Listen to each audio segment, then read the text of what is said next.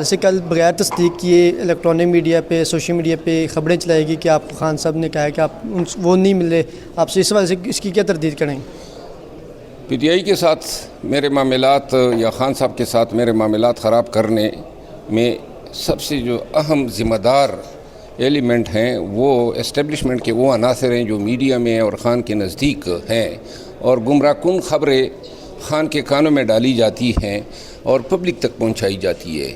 میرے حوالے سے پارٹی سے اور خان سے میرے قبیلے کے لوگوں کو، پشتون کمیونٹی کو لوگوں کو متنفر کرنے کی سازش ہو رہی ہے، تاکہ لوگوں کو یہ بتایا جا سکے کہ یہ شخص جو 9 مئی کے بعد خان کے لیے کھڑا ہوا تھا، جس نے خان کے لیے آواز اٹھائی، اس کے ساتھ یہ رویہ ہو رہا ہے۔ اور یوں جو ہیں یہ کوشش کی جاتی ہیں جھوٹی خبریں پلانٹ کر کے، لہٰذا میرے ساتھ جو کمپین ہے، اب یہ ملاقات کون دیتا ہے؟ جو ملاقات یہ خان کے حوالے سے جو بات کہی گئی ہے، کس کے ذریعے کہی گئی، کس نے کہا ہے؟ یعنی پروپیگنڈا ہے۔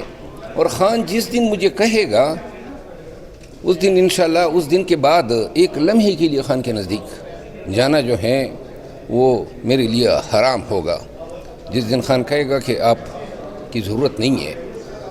لیکن یہ جو پروپیگنڈا ہے پھر الیکٹرانک میڈیا، سوشل میڈیا جس انداز میں شروع ہو جاتا ہے، بخیر کسی نے میرا موقف ہی نہیں لیا، سب نے خبریں چلا دی۔ سر اب آپ بائیکاٹ کر رہے ہیں سوشل میڈیا اور الیکٹرانک میڈیا؟ جی میں 15 دن کے لیے دونوں کا بائیکاٹ کر رہا ہوں بطور احتجاج۔ جھوٹی خبر پھیلائی ہے، اور دوسری بات یہ ہے کہ میرے بولنے سے ویسے ہی لوگوں کو تکلیف ہوتا تھا، پارٹی کے اندر کے لوگ بھی جو ہیں اس سے جیلس ہوتے تھے، تو لہٰذا 15 دن میں اگر بولا کرتا تھا تو خان کے لیے، پارٹی کے لیے بولا کرتا تھا، پارٹی کا نیریٹو آگے کرتا تھا۔ 15 دن کے لیے میری جو جگہ ہے وہ کوئی فل کر دے گا، تو 15 دن تک جو ہے لوگوں کو بھی احساس ہو جائے گا کہ اگر میں خاموش رہتا ہوں تو اس میں بھی نقصان پارٹی کا ہے۔ سر لاسٹ میں یہ بتائیے جو عادل راج اور یہ لوگ اس وقت جو آپ کے خلاف ٹرینڈ چلا رہے ہیں، ان کو کیا کہیں گے؟ ان کے خلاف کب کیس کرنے جا رہے ہیں؟ کیس کرنے جب یو کے جاؤں گا تو انشاءاللہ ان کے خلاف کیس کروں گا۔ تھینک یو سر، بہت شکریہ۔